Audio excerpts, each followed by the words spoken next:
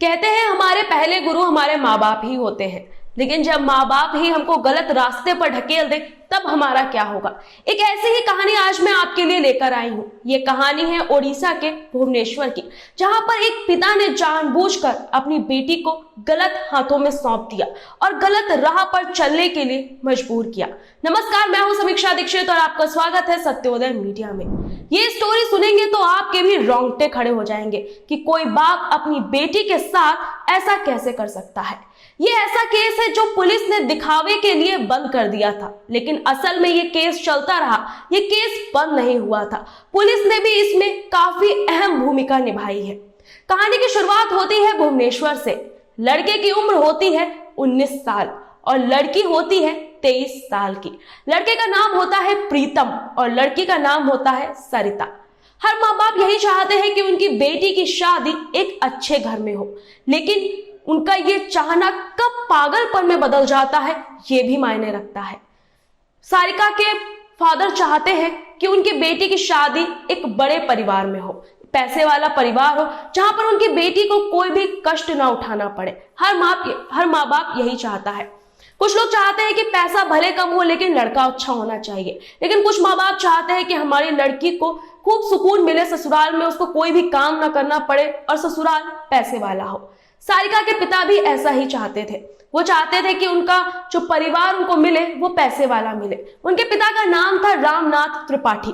त्रिपाठी जी चाहते थे कि उनकी बेटी को कोई भी कष्ट ना हो, इसलिए वो लड़के को ऐसा लड़का ढूंढने में लगे थे जो भुवनेश्वर में अच्छा खासा पैसा कमाता हो और उसकी फैमिली काफी ज्यादा अमीर हो। आपको बता दो कि जो लड़का था वो महज 19 साल का था। वो एक कॉलेज में पढ़ता था और काफी अच्छी फैमिली से बिलोंग करता था। उसकी फैमिली काफी पैसे वाली थी और काफी उनका माइंडसेट जो है वो आज के ही ख्यालात का था। वो सब कुछ अपने बच्चे के हिसाब से करते थे, जैसे आजकल के माँ बाप बच्चों को जो भी करना है वो करने देते हैं। उनको कोई भी नौकरी करनी है या बिजनेस करना है, हर चीज में ज्यादातर माँ बाप आजकल सपोर्ट करते हैं। तो उस लड़के के पिता, प्रीतम के पिता भी वैसे ही थे। वो उसको हर तरीके से सपोर्ट करते थे। उसकी उम्र ज्यादा नहीं थी, वो 19 साल का था, इंजीनियरिंग कर रहा था, फर्स्ट ईयर था उसका कॉलेज में। इतनी ज्यादा उम्र नहीं थी और ना ही इतनी ज्यादा समझ थी। उसी कॉलेज में पढ़ती थी त्रिपाठी जी की बेटी भी। ये महज एक इत्तेफाक की बात होती है, लेकिन ये बात सच है कि दोनों एक ही कॉलेज में पढ़ते थे।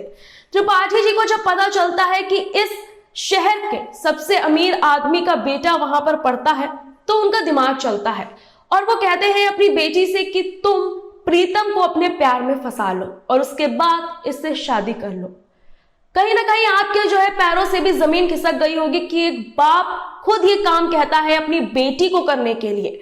ज्यादातर माँ बाप, ज्यादातर क्या सभी के माँ बाप हमको यही सिखाते हैं कि हमें पहले अपना करियर बनाना है, हमें सही रास्ते पर चल रहा है, हमें कोई भी ऐसा काम नहीं करना जिससे हमारे माँ बाप की नाक कटे।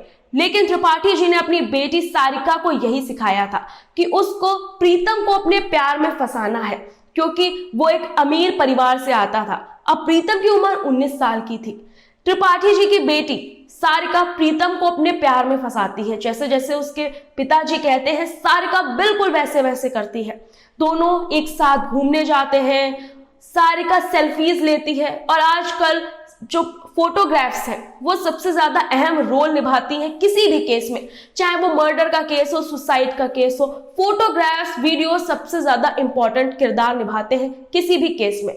तो वैसा ही होता है, सारिका प्रीतम के साथ बाहर घूमने जाती है, अकेले डेट पे जाती है उसको लेके, और प्रीतम को भी लगता है कि सारिका उससे प्यार करती है। हालांकि सारिका उम्र में बड़ी होती है, लेकिन उसके बावजूद भी प्रीतम को ऐसा ही लगता है।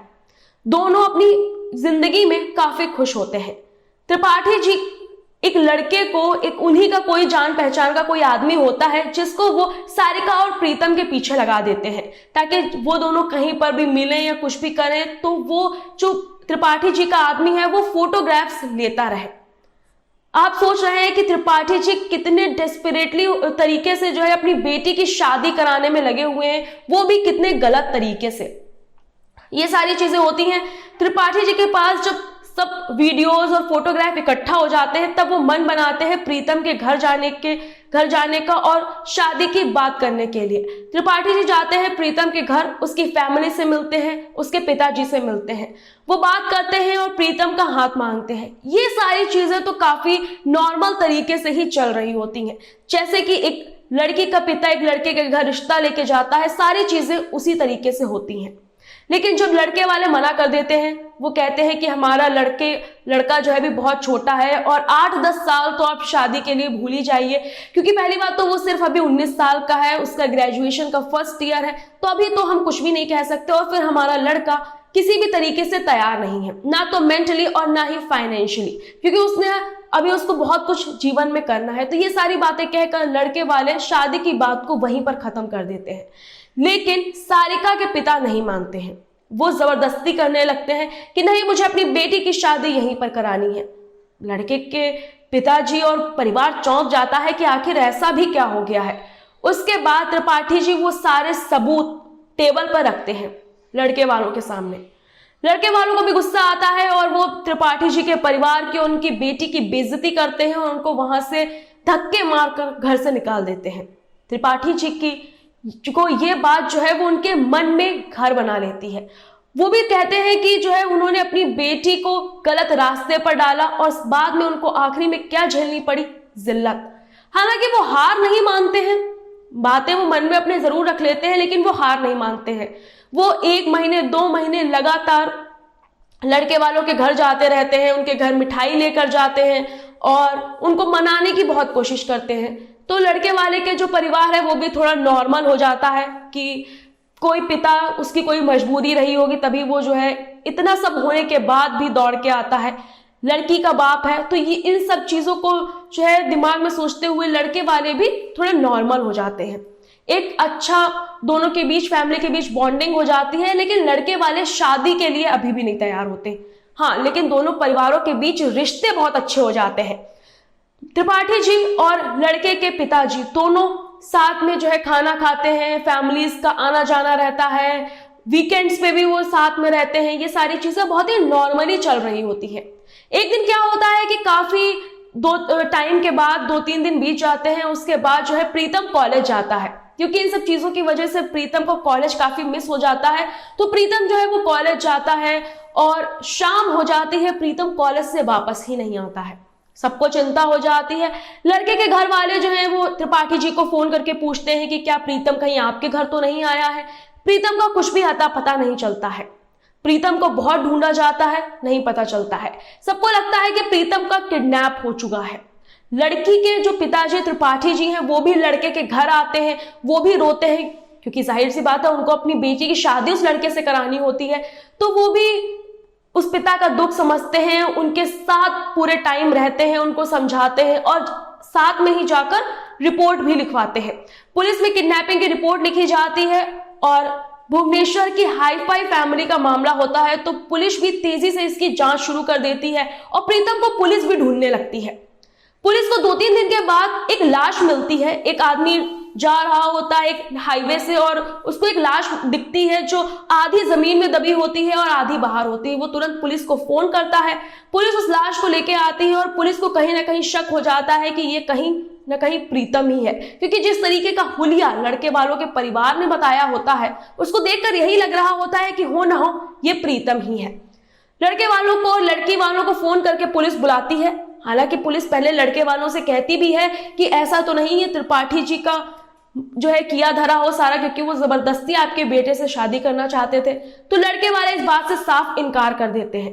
वो कहते हैं कि ऐसा बिल्कुल भी नहीं हो सकता, क्योंकि त्रिपाठी जी चाहते थे कि हमारे लड़के की शादी हो जाए उनकी लड़की से, लेकिन वो इतना बड़ा कदम कभी भी नहीं उठाएंगे, क्योंकि पहली बात तो वो बहुत अच्छे हमारी फैमिली फ्रेंड है, हमारा साथ में उठना बैठना है। तो मुझे नहीं लगता है कि उन्होंने ऐसा कुछ भी किया होगा, ये किसी बाहर वाले का ही काम है। ठीक है, ये सारी चीजें होती हैं। दोनों परिवार जो है वो पुलिस स्टेशन जाते हैं, प्रीतम की बॉडी को देखते हैं और पहचान लेते हैं कि ये प्रीतम ही है। प्रीतम का मर्डर हो चुका होता है। अब परिवार में कोहराम मच जाता है। पुलिस अब इन्वेस्टिगेशन शुरू करती है कि आखिर ये मर्डर हुआ कैसे।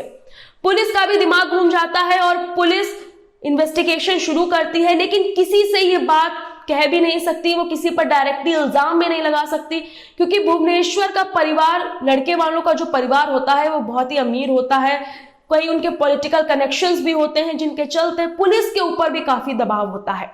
पुलिस अपना इन्वेस्टिगेशन शुरू करती है। अब लड़की वालों पर भी शक नहीं है कि उन्होंने भी जो है ऐसा कुछ नहीं किया है, क्योंकि त्रिपाठी जी खुद चाहते थे कि उनकी लड़की की शादी हो जाए और एक लौता लड़का था उन बिजनेसमैन का।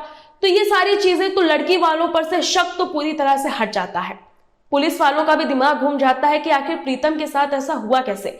प्रीतम की किसी से दुश्मनी भी नहीं थी और कोई भी सुराग नहीं मिलता है। पुलिस सीसीटीवी चेक करती है, वो भी नॉर्मल होता है। वो कॉलेज जाता है, कॉलेज के सीसीटीवी चेक होते हैं, वहां पर भी सब चीजें नॉर्मल होती हैं। आस पड़ोसियों से पूछा जाता है कि प्रीतम में कुछ भी आपको अनयूजुअल दिखा या कोई भी आता जाता रहा हो घर के आसपास, तो पुलिस को कोई भी सुराग नहीं मिलता है, क्योंकि सारी चीजें बहुत ही नॉर्मल दिखती हैं पुलिस को। अब पुलिस प्लान बनाती है। पुलिस कहती है कि ये केस हम बंद करने जा रहे हैं, क्योंकि हमको कोई भी सुराग नहीं मिला है कि आखिर आपके लड़के का कातिल कौन है। उनको पुलिस वाला जो है वो ये कन्विंस करने में लग जाता है कि हो ना हो आपके लड़के ने सुसाइड की है और बाद में किसी ने आपके लड़के की बॉडी को आधा वहां पे दफना दिया है। कोई ये बात नहीं मानता है। लड़के वाले और लड़की वाले साथ मिलकर पुलिस स्टेशन के बाहर धरना प्रदर्शन करते हैं। वो कहते हैं कि उनके लड़के को इंसाफ चाहिए, इंक्वायरी होनी चाहिए और पता चलना चाहिए कि आखिर कातिल कौन है। अब पुलिस हर तरीके से जांच कर रही होती है। जब पुलिस को कुछ मिलता ही नहीं है तो पुलिस क्या करे। पुलिस सीधे सीधे ये कह देती है कि अब ये केस बंद हो चुका है, अब आगे कोई भी इन्वेस्टिगेशन नहीं होगा। लेकिन यहां पर ट्विस्ट ये होता है कि पुलिस इन्वेस्टिगेशन सिर्फ कहने के लिए बंद करती है, ऑन पेपर इन्वेस्टिगेशन अभी भी चालू होता है।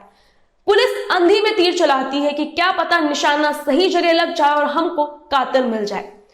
पुलिस सभी के फोन सर्विलांस पे लगे होते हैं और पुलिस सबसे कह देती है कि अब ये केस बंद हो चुका है। तो सभी लोग पुलिस के जो है स्टेशन के बाद धरना प्रदर्शन करते हैं, सारी चीजें चलती हैं। लेकिन कुछ समय बाद फैमिलीज भी शांत हो जाती हैं, उनको भी अब कोई उम्मीद नहीं रह जाती है। अच्छा, ऑन पेपर इन्वेस्टिगेशन चल ही रहा होता है और पुलिस जो है वो दोनों परिवारों पर नजर बनाए रहती है, उनके आस पड़ोसियों पर भी नजर रखती है और फोन उनके बराबर ट्रैक होते रहते हैं।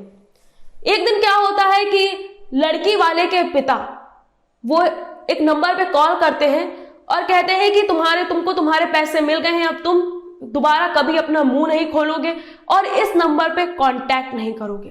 पुलिस ये कॉल ट्रेस कर लेती है। वो त्रिपाठी जी को इन्वेस्टिगेशन के लिए बुलाती है और गिरफ्तार कर लेती है। पुलिस त्रिपाठी जी से पूछती है कि आपने किसको कॉल किया, किस संबंध में कॉल किया और उससे ये क्यों कहा कि तुम दोबारा कभी मुझसे बात नहीं करोगे। तब त्रिपाठी जी पूरा मामला खोलते हैं लड़के वालों के सामने, उनको भी बुलाया जाता है। त्रिपाठी जी बताते हैं कि मेरी लड़की की बेइज्जती इतनी ज्यादा इन्होंने की थी कि मुझे कुछ समझ में नहीं आ रहा था। उस वक्त तो मैं नॉर्मल हो गया था, लेकिन मेरे दिमाग में ये बात कहीं ना कहीं थी कि मुझे इनसे बदला लेना है, क्योंकि मेरी बेटी कोई राह चलती नहीं है जिसकी कोई भी बेइज्जती करने चला जाए। मैं सिर्फ शादी की बात करने गया था, मैंने कुछ भी गलत नहीं किया था। त्रिपाठी जी बताते हैं कि उन्होंने प्रीतम के एक दोस्त को उसकी सुपारी दी होती है। प्रीतम के दोस्त को वो कहते हैं कि तुम मुझे बताना कि प्रीतम कब कॉलेज से निकला है, और ये सारी प्लानिंग 3-4 महीनों से चल रही होती है। वो मर्डरर को पैसे देते हैं। प्रीतम जब कॉलेज से निकलता है अपने दोस्त के साथ, तो उसका दोस्त एक सुनसान रोड पर प्रीतम को जो है उतार देता है, कहता है कि गाड़ी में कुछ दिक्कत हो गई है, गाड़ी चल नहीं रही है, तो तुम पीछे से धक्का लगाओ और फिर जो है गाड़ी हो सकता है आगे बढ़े। तो प्रीतम उतरता है गाड़ी से धक्का लगाने के लिए, लेकिन उसका जो दोस्त होता है वो गाड़ी स्टार्ट करके वहां से भाग जाता है। मर्डरर आते हैं, प्रीतम को मार देते हैं और वहीं पर जमीन में आधा गाड़ देते हैं। ये पूरी कहानी जो है भुवनेश्वर की है। और आपने देखा कि किस तरीके से एक बाप अपनी बेटी की शादी के लिए इतना ज्यादा पागल हो जाता है कि वो सिर्फ 1-2 नहीं बल्कि दोनों परिवारों की जिंदगियों को बर्बाद कर देता है। वो लड़का अपने माता पिता का इकलौता लड़का होता है जो जान से हाथ धो बैठता है, और त्रिपाठी जी भी जेल चले जाते हैं और उनकी बेटी का नाम पूरे समाज में खराब होता है कि किस तरीके से उनकी बेटी ने जबरदस्ती एक लड़के को फंसाया और उससे शादी करनी चाहिए। आपको ये स्टोरी कैसी लगी हमें कमेंट करके जरूर बताइएगा। साथ ही ऐसी और भी स्टोरीज हम आपके लिए लेकर आते रहेंगे।